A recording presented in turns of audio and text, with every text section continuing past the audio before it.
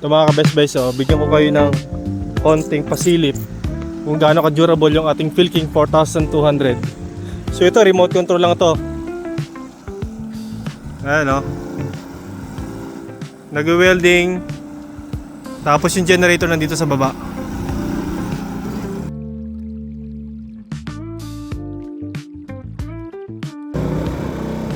Hz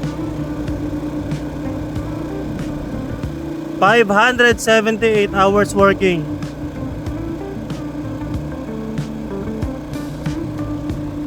$228.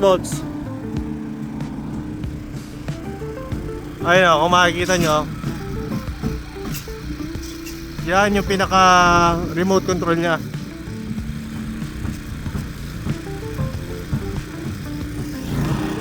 Kapag hindi niya na kailangan yung generator, papatayin niya lang.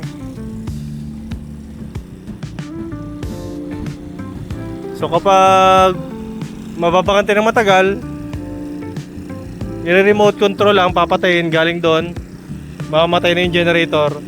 Para kapag walang trabaho, hindi kumukonsumo ng gasolina yung ating generator. Tingnan nyo naman pangatlong site na to na tinapos na ang generator na yan. So yung mga trashes naman na yon, ang pinangdali doon, yung pinang welding doon is yung ating Philking 160. Ayun.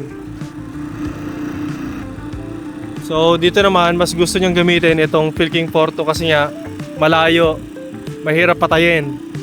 Kapag kailangan patayin generator, kailangan pang bumaba. Kapag naman malapitan, yun ang pinaka the best na approach, Philking 160. Kasi mas malakas yung power output nun sa DC welding. Ito kasi ang ginagamit dito is yung portable welding machine lang. Ayun lang